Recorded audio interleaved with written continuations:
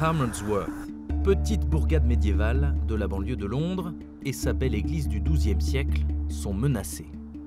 Armel Thomas, installé ici depuis près de 50 ans, en a fait son combat. Entre l'aéroport et le centre du village, tout va être détruit. Et là, au milieu, ils vont construire leur piste.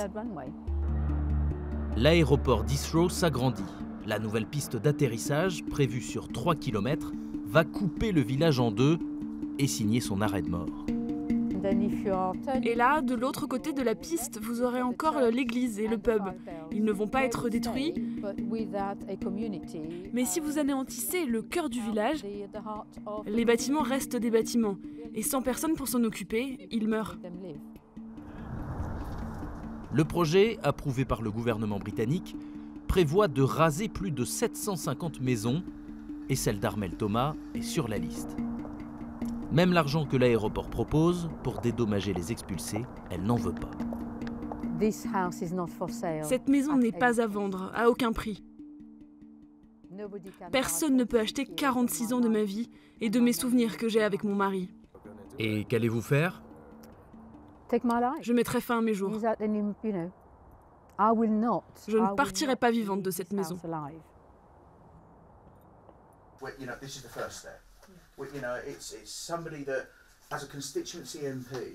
Une poignée d'habitants menacés d'expulsion s'est organisée en association. Mais face à eux, la machine bien huilée d'Heathrow s'active. L'aéroport organise des dizaines de réunions publiques, comme ce soir à Feltham, juste au sud de l'aéroport. Et cet ancien député a été recruté pour faire le show. Il y a plus de 105 000 personnes qui nous soutiennent aujourd'hui. Et si j'arrive à vous convaincre, on pourrait tous remplir le stade de Wembley. Il n'y aurait même pas assez de place pour tout le monde. Ici, on parle emploi, croissance, développement économique. Le discours est bien rodé. Beaucoup de gens comprennent ce que veut dire cet agrandissement. 77 000 nouveaux emplois locaux, 5 000 contrats d'apprentissage pour les jeunes, de nouvelles compétences et opportunités. C'est ça qui est important. Nous comprenons que les gens s'inquiètent pour le bruit et l'environnement et il faut les rassurer. D'ailleurs, lorsqu'on a fini d'expliquer le projet, les gens rejoignent notre camp. C'est le cas ce soir-là.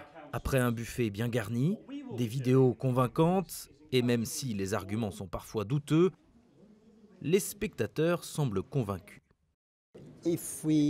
Si on n'a pas cet agrandissement, on risque de perdre beaucoup d'entreprises dans cette région. Si vous regardez les autres pays, tout le monde progresse. On ne peut pas rester à l'âge de pierre.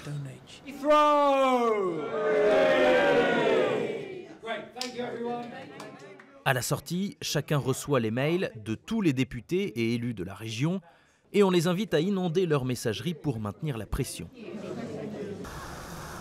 Il faut dire que le sujet divise la classe politique. Même dans l'opposition travailliste, de nombreux députés se mobilisent pour l'agrandissement d'Heathrow, notamment dans cette période post-Brexit. Être connecté, développer nos échanges commerciaux avec le reste du monde devient de plus en plus important après le Brexit. Parfois, des choix difficiles doivent être faits et le peu de personnes qui va être incommodé, on doit s'en occuper. Mais c'est le bien commun qui prévaut. Le bien commun a un prix, 19 milliards d'euros, c'est le coût total du projet qui devrait voir le jour en 2026. Avant cela, un vote doit avoir lieu au Parlement et les associations n'excluent pas la voie judiciaire pour faire abandonner ou ralentir le projet.